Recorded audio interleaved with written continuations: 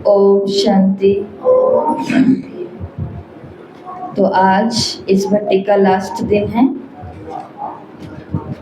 आज की जो भट्टी है वैसे 42वीं है, पर आज हम 42 और 43 को इकट्ठा करके और आज 1985 की सभी मुरलियों का शुभ समापन करेंगे।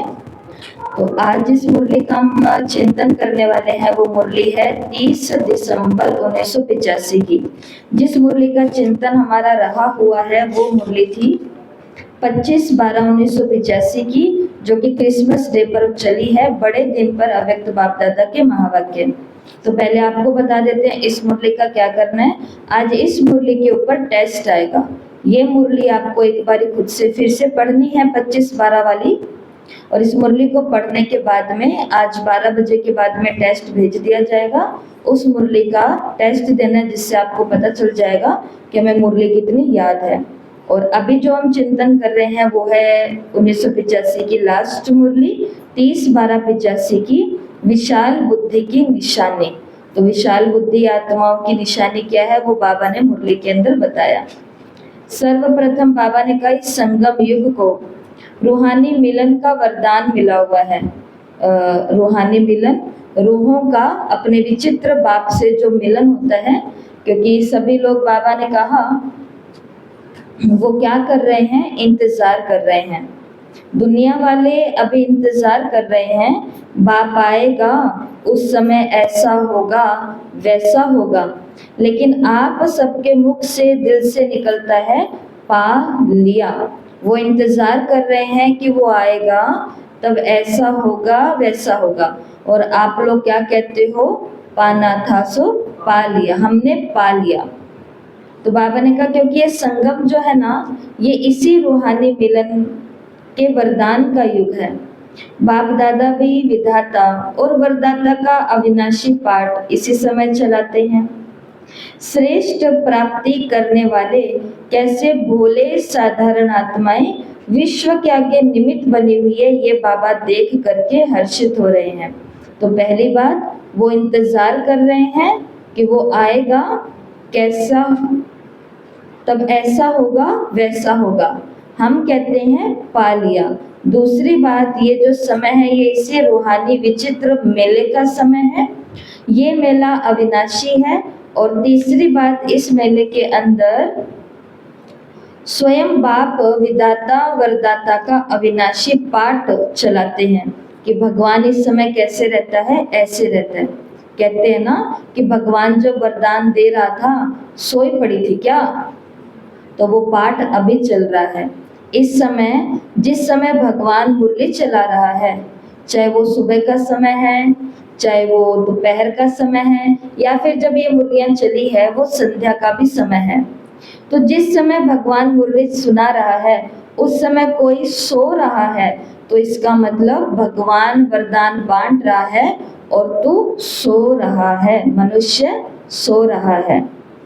या फिर कहते हैं कि जब भगवान वरदान बांट रहा था, पता नहीं मैं लास्ट में खड़ा था क्या, पहले बांटते बांटते सारा खत्म हो गया, मेरी बारी आई, इतने में उसके पास कुछ बचा ही नहीं, या फिर गेट बंद हो गए, या फिर बोर्ड लग गया कि अब कल आना, या अगले कल्प में आना, अगले संगम पर आना, जो भी है।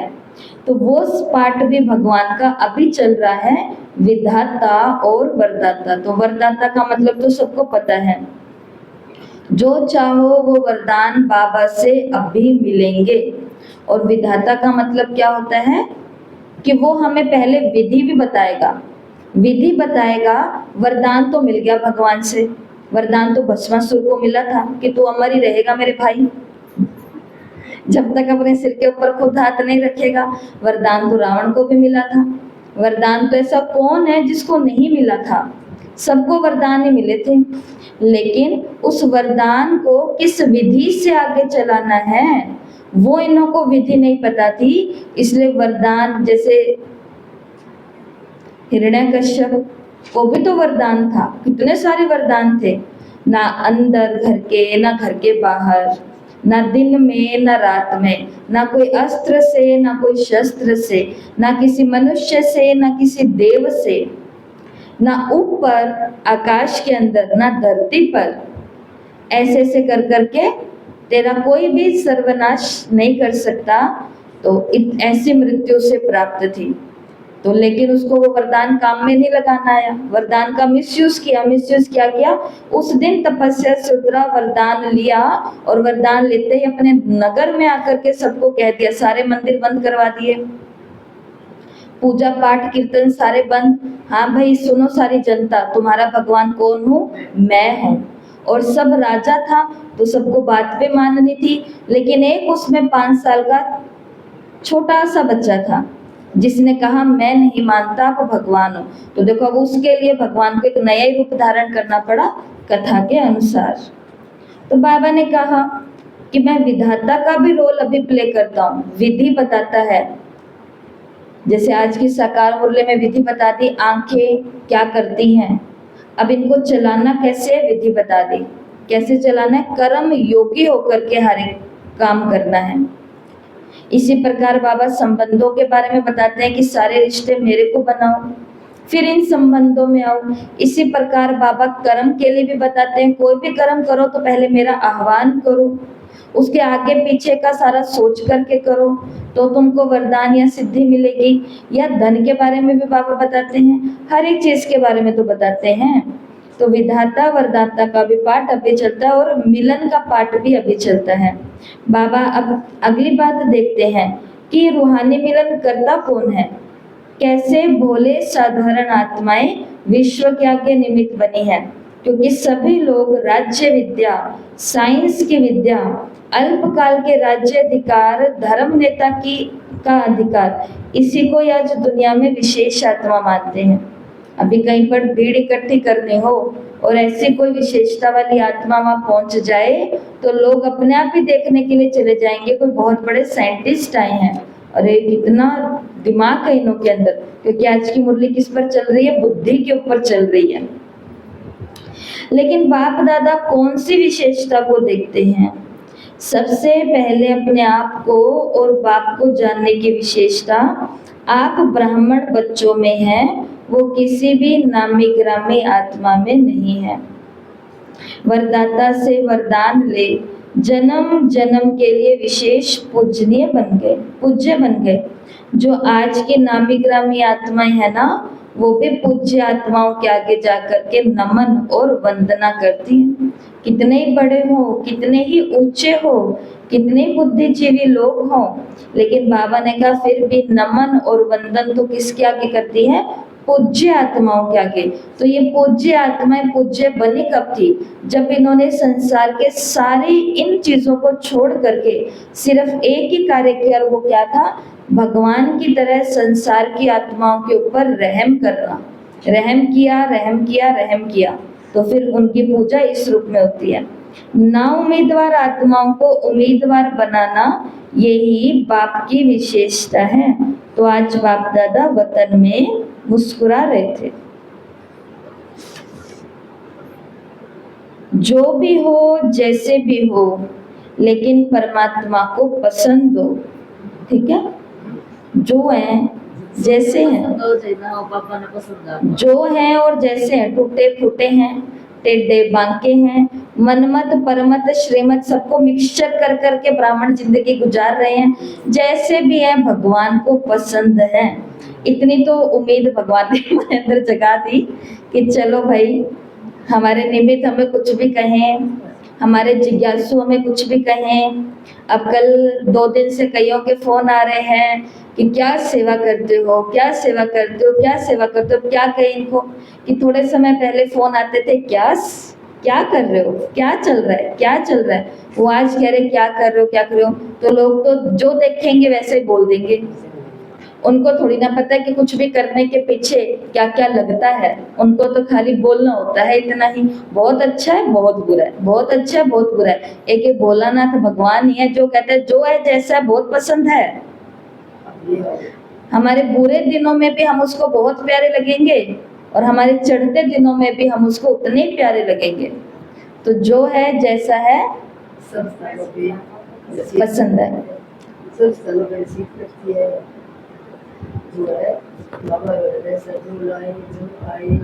उसको ही कर देंगे, सब पसंद है।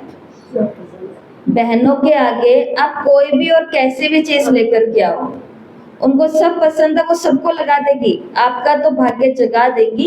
इतनी शक्ति भगवान ने, इतनी बुद्धि उनको दे दी है। तो जो है जैसा है सब पसंद है,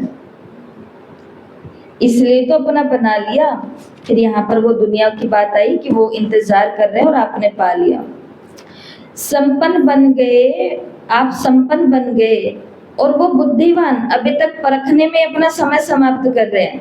वो क्या सोच रहे हैं, भगवान ये कहते तो हम भगवान आए पर इनके लक्षणों से लग तो नहीं रहा, ये कहते तो है हम ज्ञान में चलते हैं पर इनकी हरकतों से लग तो नहीं रहा। वो अभी तक यही चेकिंग, वो एक इंसान को देख करके परखने की कोशिश कर रहे हैं कि भगवान आया या नहीं आया। इंसान को देख करके कैसे परख सकते हो कि भगवान आया नहीं आया? और इंसानों में भी मैं कहती हूँ, टूटे फूटे इंसानों को क्यों देखते हो? इंसान को भी उसको देखो ना जिसने अपना पूरा जीवन दिया है, हिम्मत है तो उसको देखो। हम देखते हैं अपने जैसे गृहस्थियों को, हम देखते हैं अपने जैसे कामकाज करने वालों को, जिनकी जो केवल 1 घंटा भगवान की पढ़ाई पढ़ रहे हैं और अपने ऊपर फिर भी इतना संयम कर लिया कि बड़े बड़े विकारों के ऊपर जीत पा ली, जिनका नाम लेने से भी लोग डरते हैं। सब पता चल गया कि पति पत्नी का रिश्ता कितना सच्चा है, कोई सच्चा नहीं है, सारा एक ही विकार के ऊपर टिका हुआ है। ये कब पता चला? जब भोलानाथ शिव बाबा ने आकर के ज्ञान दिया, तभी तो पैर पीछे हो जाते हैं, नहीं तो कोई और धार्मिक स्थान पर पैर पीछे होते हैं क्या? जाओ भाई माथा तो टेक के आओ, माथा इधर पता है गलती से चले ना जाना, किसी दिन इनकी दृष्टि पड़ गई और कल्याण हो गया तो सब देखते हैं।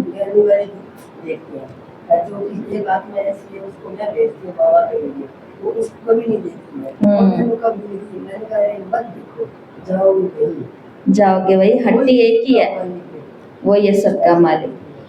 बाबा ने कहा इसलिए तो मुझे भोलानाथ बाप कहते हैं कि भोले भाले तो संपन्न बन गए। वो बाबा बाबा कहते रहते हैं। देखा होगा आपने नजारा 23 मई के दोपहर का, फोटो जो भेजी थी कि वो भोले भाले लोग हैं, वो तो बाबा बाबा कहने में लग गए, और बुद्धिमान ज्यादा इंटेलिजेंट लोग हैं ना, वो खाली परखने में लगे हुए, और उसमें उनका समय क्या हो रहा है, समाप्त हो रहा है, अपनी अंतिम घड़ियों के वो नजदीक आ रहे हैं।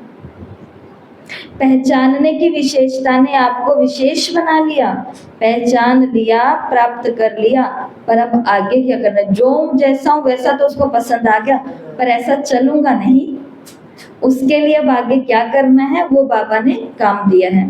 तो अब आगे क्या करना है? सर्व आत्माओं पर रहम आता है तो सभी आत्माएं एक ही बेहद के बाप का परिवार है। अपने परिवार की कोई भी आत्मा वरदान से वंचित ना रह जाए, ऐसा उमंग उत्साह दिल में रहता है, या अपनी प्रवृत्तियों में ही बिजी हो गए हो, बेहद की स्टेज पर स्थित हो।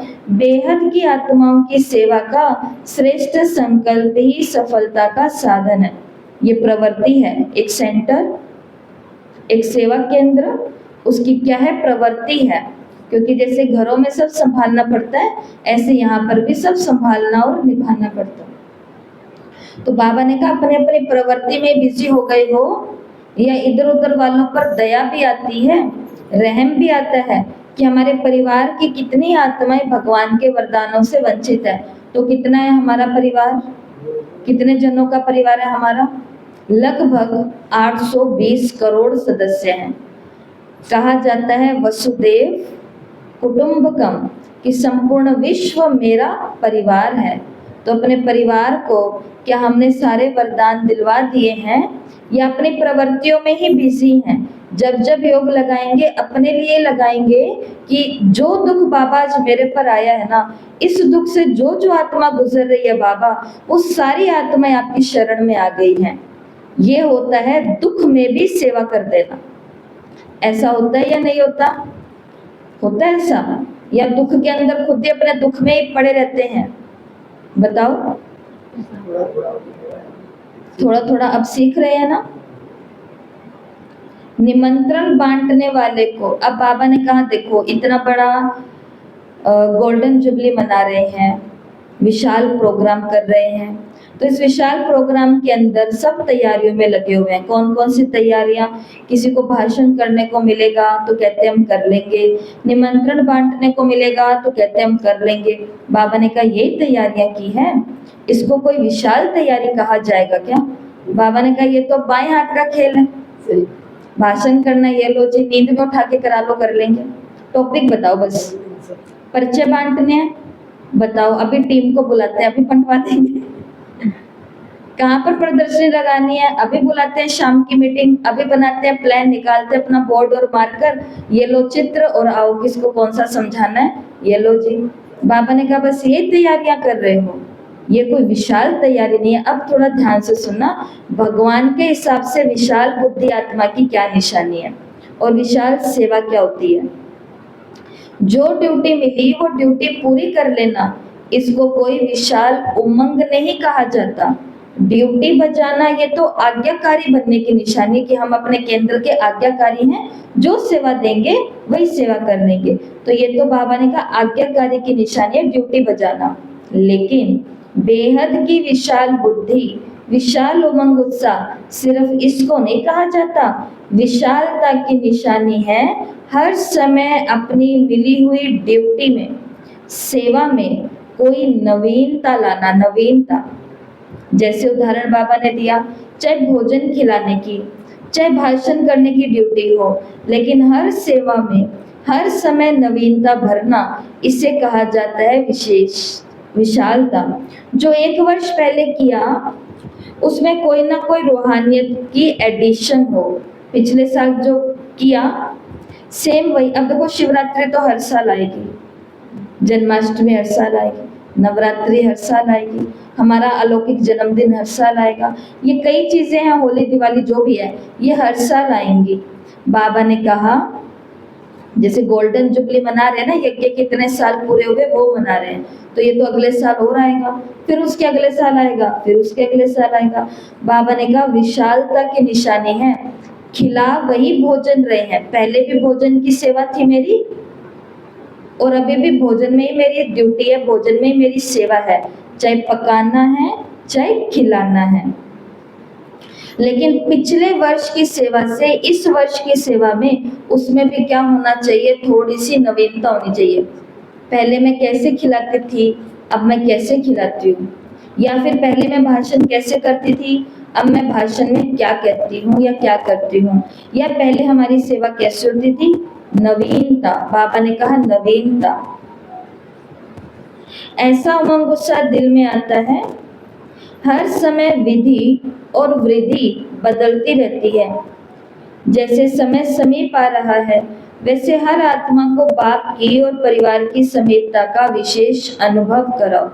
समय समीप आ रहा है तो बाबा ने कहा उतनी ही स्पीड से अब क्या करा दो, आत्माओं को बाबा की और परिवार की समीपता का अनुभव कराओ। मनन करो कि क्या नवीनता लानी है। हर एक को सोचना है कि मुझे नवीनता के लिए सेवा में आगे बढ़ना है। चाहे आगे निमित्त, बाबा ने कहा थोड़े को ही बनाना होता है। जैसे भाषण करेंगे तो थोड़े करेंगे या सारी सभा करेगी। तो बाबा ने कहा भले ही, ध्यान से सुनना ये बात, भाषण भले ही थोड़े को करना है, मानो 1 2 3 4 जनों को भाषण करना है, लेकिन अगर हमारे अंदर कोई नया आइडिया आ रहा है कि इस बारी जो हम करेंगे ना इसके ऊपर करेंगे। जैसे मैं आपको बताऊं, कल परसों एक बच्ची आई थी, तो उससे मैंने पूछा कि और बताओ पढ़ाई लिखाई कैसी चल रही है। ठीक है दीदी बहुत बढ़िया, ऐसे वैसे। मैंने कहा कि और बताओ अभी बाहर तुम्हारे स्कूल कॉलेज और इन सभी जगह पर क्या सुनना चाहते हैं लोग। उसने 1 सेकंड में बोला कि दीदी मेडिटेशन वाला सुनाओ, ये सुनना चाहते हैं सब, बहुत शांत है स्टूडेंट। तो अगर हम किसी से पूछेंगे तो वो खुद बताएगा कि नवीनता क्या करनी है। ये तो आपको एक जरा सा ही उदाहरण दिया जो कि सबको मालूम ही होता है, लेकिन ऐसे बाबा ने कहा भाषण, कई यज्ञ के अंदर जो रहते हैं ना, माना बाबा के ये बच्चे सेवाधारी खास करके, या फिर जो भी जिज्ञासु है, तो वो लोग क्या सोचते हैं भाषण इनको ही करना, इनका ही काम है, हम क्यों कुछ कहें भाई। खाना इनको ही बनाना, इनका ही काम है, हम क्यों कुछ कहें भाई। इनको ये करना है, यही करें, हम क्यों कुछ कहे भाई? भले वो करते करते चीज को तोड़ ही रहे हैं, लेकिन हम कुछ नहीं कहेंगे क्योंकि हमें थोड़ी ना दी है ये सेवा। इसका मतलब हम तो वो वाले लोग हो गए ना जिनको जितनी सैलरी दी जाती है वो अपना वही वाला काम करेंगे। गेट कीपर ही बन करके खड़ा रहेगा, चाय कॉफी वाला ही बन करके खड़ा रहेगा। लेकिन हम यहाँ वो वाले तो लोग नहीं है ना। हम कहाँ पर बैठे हैं? हम किसी कंपनी में बैठे हैं? नहीं बैठे। हम कहाँ बैठे हैं? सेवा स्थान पे बैठे हैं। Very good. हम कहाँ बैठे हैं? सेवा स्थान। सेवा स्थान का मतलब होता है जिस स्थान पर हम केवल सेवा के लिए आए हैं। दूसरा, ये कौन सा स्थान है? मेरे बाबा का। किसके बाबा का? मेरे मेरे मेरे मेरे बाबा का, मेरे भगवान का, मेरे बाबा का, हमारे बाबा का घर है। तो भले ही वो ड्यूटी मेरी नहीं है, भले वो सेवा मेरी नहीं है और ना मेरे को उसके अंदर कुछ करना आता है, ना मुझे कुछ पता है, लेकिन फिर भी मुझे कुछ नया विचार आ रहा है और मुझे दिख रहा है कि वो खराब हो रहा है, तो जाओ प्यार से जा करके कह दो ऐसे नहीं, ऐसे करना है, ये मैं भी कुछ करूं, आप ऐसे से करो, मैं साथ में ये कर देता हूँ, कर देती हूँ। शिव बाबा ने यही बात आज बोली जो आपको मैंने ऐसे सुना दी। अब बाबा के महावाक्य बाबा की भाषा में सुनो। बाबा ने कहा, हर एक को सोचना है कि मुझे नवीनता के लिए सेवा में आगे बढ़ना है, चाहे निमित्त थोड़े ही बनने। जैसे भाषण करेंगे तो थोड़े करेंगे, इतनी सभा करेगी क्या? हर एक की अपनी अपनी ड्यूटी बांट करके ही कार्य संपन्न होता है, लेकिन सभी को निमित्त बनना है। कार्य जो अच्छा संपन्न होगा वो तो किसी को अपने अपने ड्यूटी दे दो, जिम्मेवारी दे दो तो अच्छा होगा, लेकिन इसके साथ ही बाबा ने कहा सभी को ही निमित्त बनना है। किस बात में? चारों ओर जहां भी हो, जिस भी ड्यूटी के निमित्त हो, लेकिन जिस समय कोई विशाल कार्य जहां होता है उस समय दूर बैठे भी उतने समय तक सदा हर एक अपने मन में विश्व कल्याण की श्रेष्ठ भावना, श्रेष्ठ कामना हर एक के मन में जरूर होनी चाहिए। आपको मालूम पड़ गया कि मधुबन में एक विशाल कार्य चल रहा है, विशाल प्रोजेक्ट चल रहा है, हमारे सेवा केंद्र पर एक विशाल काम चल रहा है, विशाल प्रोजेक्ट चल रहा है, विशाल सेवा चल रही है। मैं उस प्रोग्राम में नहीं हूँ, मुझे कोई सेवा नहीं दी, मुझे कोई ड्यूटी नहीं दी, यहाँ तक मुझे तो इनविटेशन भी नहीं दिया उसके अंदर जाने के लिए। लेकिन बाबा ने कहा फिर भी क्या नवीनता करनी है कि दूर बैठे उस समय अपने मन में विश्व कल्याण की श्रेष्ठ भावना और श्रेष्ठ कामना जरूर रखने की। बाबा वहाँ कार्यक्रम चल रहा है, अच्छे से अच्छा होना चाहिए। आपके घर जो आत्मा आए वो आपको पाक करके ही बाहर यहाँ से निकलनी चाहिए। बाबा, इनका जीवन ऊंचा बनना चाहिए, ये बाबा ने कहा।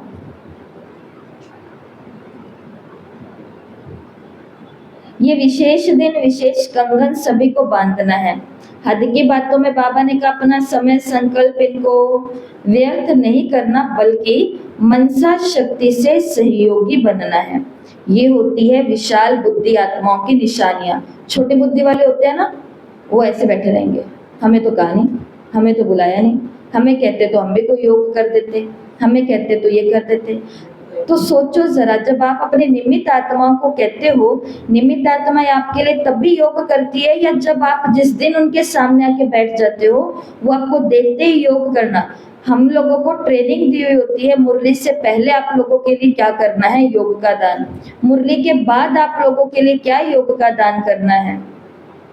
तो हम तो अपने उसी कार्यक्रम के अनुसार चलते हैं, एक दिन ऐसा नहीं होता, इसलिए तो कहते हैं सामने बैठोगे तो कुछ दे पाएंगे, जो यहाँ से गायब होगा फिर वो यहाँ से भी गायब ही होगा, उसके लिए उस दिन कुछ नहीं सोच पाते हैं। कहने का भाव ये है, उनको आप कहोगे कि दीदी हमारे लिए योग करना, आज हमारा ऑपरेशन है, तो वो अच्छा योगदान देंगी, लेकिन अगर नहीं कहोगे तो भी तो शुभ भावना, शुभ कामना देंगी कि नहीं देंगी। विशाल बुद्धि आत्मा की निशानी यही है, आपको ड्यूटी मिले ना मिले, आप उस ड्यूटी को कर पाए ना कर पाए, लेकिन मनसा द्वारा सहयोगी बनना, मन के अंदर व्यर्थ संकल्प नहीं चलाने उस समय, नहीं तो भगवान के काम में हम क्या डाल देंगे, विघन। भगवान के काम में वो पानी, यज्ञ में पानी डालने का वाला काम होता है ना, वैसा कुछ कर देंगे और हमें अनजाने में होगा, हमें पता भी नहीं चलेगा। इसलिए बाबा ने कहा अभी सभी इस विशाल कार्य में सहयोगी हो, वातावरण से वायुमंडल बनाओ। मुझ आत्मा को निमित्त बन सफलता को लाना है, हर एक अपने को जिम्मेवार समझो। हर एक अपने को इस कार्य के लिए जिम्मेवार समझो कि मुझ आत्मा को निमित्त बन करके सफलता को लाना है। कोई भी काम हो, ये मत सोचो कि ये कर लेंगे, यही करते हैं, इनको आता है यही कर लेंगे। ये तो आप उस आत्मा को वरदान दे रहे हो कि ये पहले ये भी करते थे, अब ये भी करते हैं, ये भी करते, और आज मैंने ये और बोल दिया ये भी यही कर लेंगे। इसका मतलब हम दूसरे को आगे बढ़ा रहे हैं। थोड़े दिन पहले हम एक परिवार के साथ बैठे थे, तो उस परिवार के जो मुखिया थे उन्होंने इतनी सुंदर बात कही। उन्होंने कहा कि दीदी, जब हम किसी से ईर्ष्या करते हैं ना कि मेरा घर उससे अच्छा हो, मेरे कपड़े उससे अच्छे हो, मेरा सामान उससे अच्छा हो, ऐसा करते करते हम दूसरे को अमीर बना देते हैं और खुद गरीब हो जाते हैं। क्योंकि उससे ईर्ष्या रखेंगे, उनसे अच्छा मकान बनाएंगे, उनसे अच्छा सामान लाएंगे, उनसे अच्छा खर्चा करेंगे, उनसे अच्छा दिखावा करेंगे, तो हम तो गरीब ही बन रहे हैं ना दिन प्रतिदिन। क्योंकि हमें तो अब काम सारे या तो किश्तों पर करने पड़ेंगे, लोनों पर करने पड़ेंगे, कहीं और से, क्योंकि दिखाना है उनसे अच्छा, तो कुछ तो पर्दे डालने पड़ेंगे ना। तो उन्होंने इतनी सुंदर बात करी कि ऐसे करते करते हम दूसरे को तो अमीर बना देते हैं और खुद को क्या बना देते हैं, गरीब। सेम यज्ञ में भी ऐसा होता है। 1 2 4 5 10 सेवाधारी आत्माएं दिख रही हैं, तो कोई भी सेवा की बात होती है तो लोग क्या सोचते हैं, ये है ना यही कर लेंगे भाई, ये इनको आता है, यही करते हैं, यही आगे आगे रहते हैं। इसका मतलब हम दूसरे को अमीर बना रहे हैं और खुद को क्यों, तो फिर मैं क्यों नहीं कर सकता ये काम? हम दूसरे के लिए क्यों सोच रहे हैं, बल्कि हमें सोचना चाहिए कि मैं कैसे अंदर आऊं, मैं कैसे सहयोगी बनूं। बाबा ने कहा हर एक अपने आप को इसी में पक्का करो। इसका भाव ये मत समझ लेना, क्योंकि बाबा ने कहा ना सबकी जिम्मेवारी है, तो बाबा के बच्चे भोले भाले हैं ना, तो थोड़ा एक्स्ट्रा समझ लेते हैं।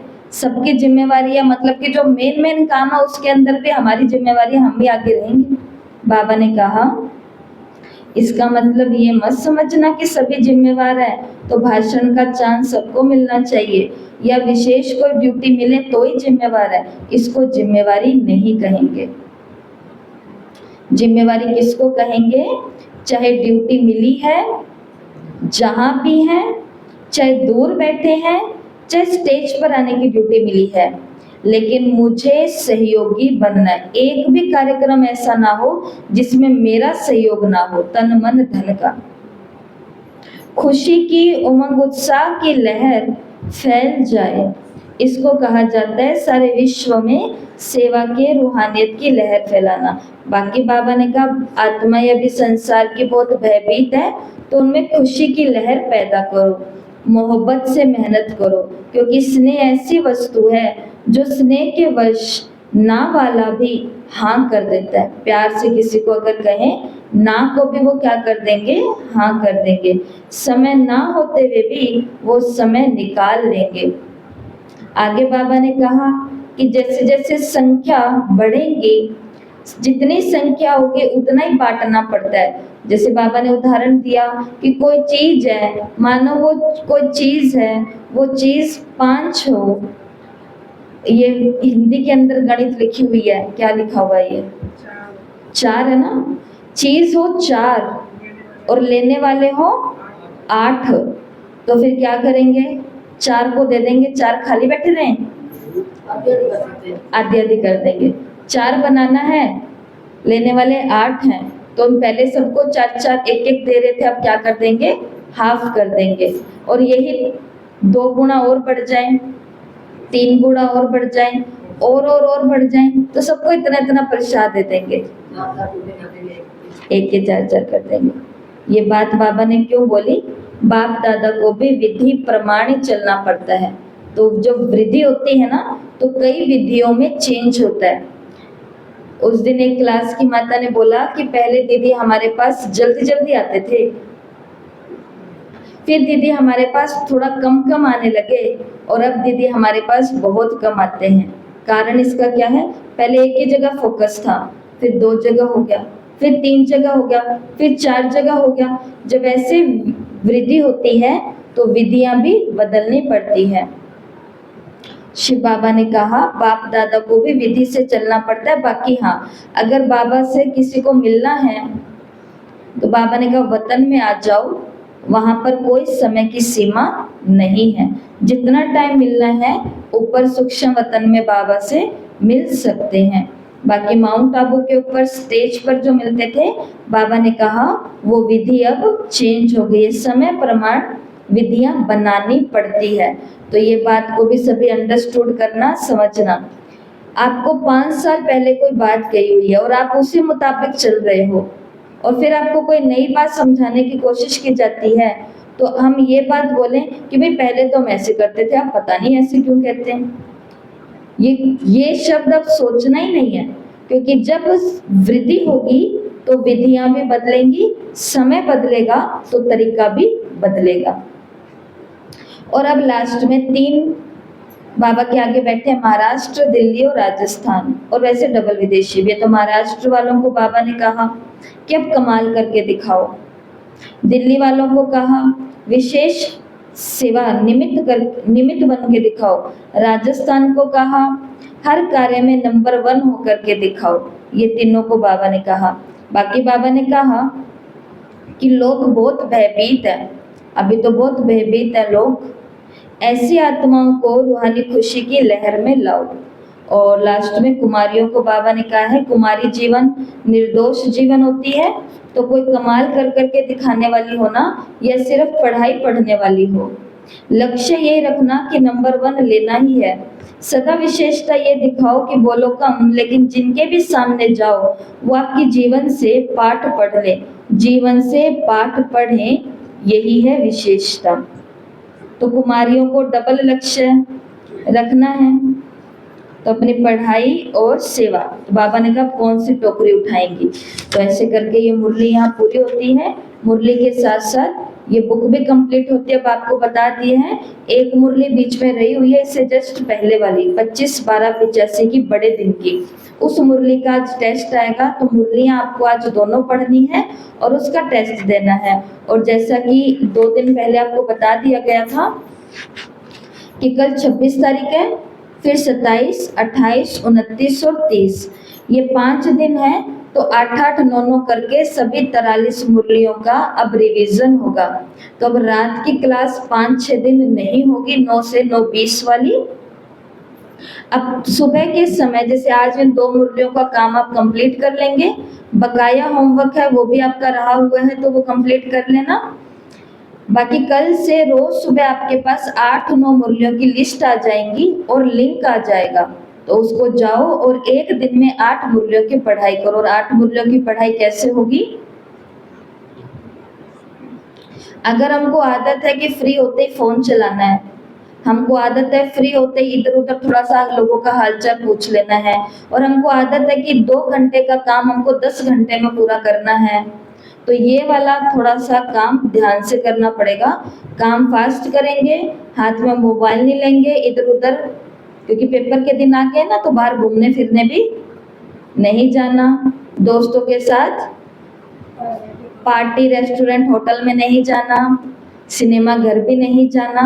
इसका मतलब हम सभी समझ गए ना कि 5 दिन इन अव्यक्त मुरलियों के बच्चे से पढ़ाई करनी है, और 31 मई को सभी का पेपर होगा, यही होगा। वो क्या होगा कैसे होगा सबको बता देंगे, लेकिन पहले वो काम करें जो काम सभी को मिला है। अच्छा, ओम शांति। तो सभी को बधाई हो, सभी को बधाई हो कि 43 दिन कैसे पूरे हो गए तो हमको पता भी नहीं चला, और इन मुरलियों में से हमने बहुत कुछ सीखा होगा। अगर किसी को एक भी महावाक्य याद है इतनी सारी 43 मुरलियों में से, इन पिछले दिनों में मैंने सुना, ये बात मुझे बहुत अच्छी लगी, याद है, तो वो कोई आप में से सुनाना चाहेगा? अगर इन 43 मुरलियों में से एक महावाक्य भी मेरे अंदर आज बैठा हुआ है तो वो सुनाओ, आज की मुरली को छोड़ के।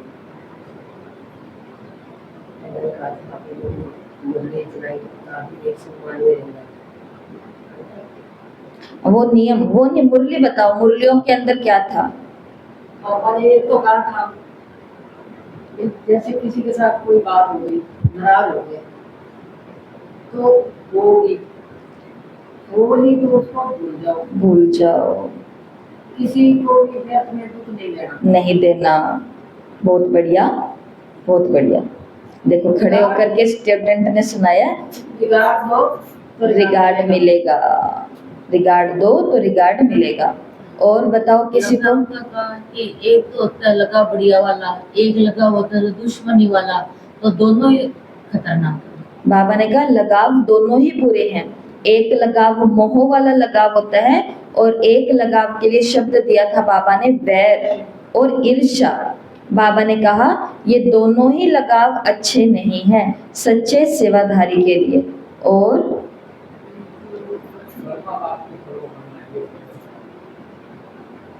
ब्रह्मा बाप को फॉलो करना है,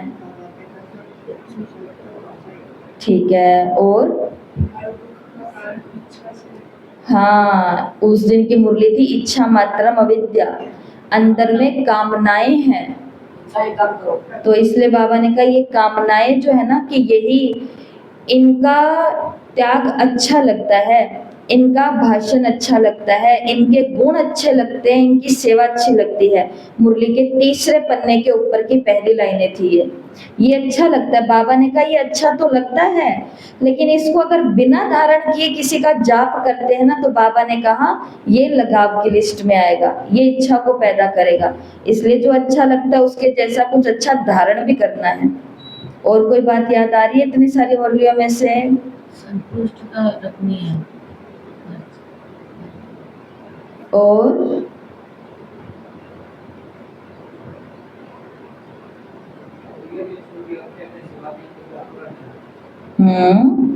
चलो ठीक है, आप सभी को जो याद रहे 5-6 पॉइंट तो यहाँ घूम गए ना इतने सारे।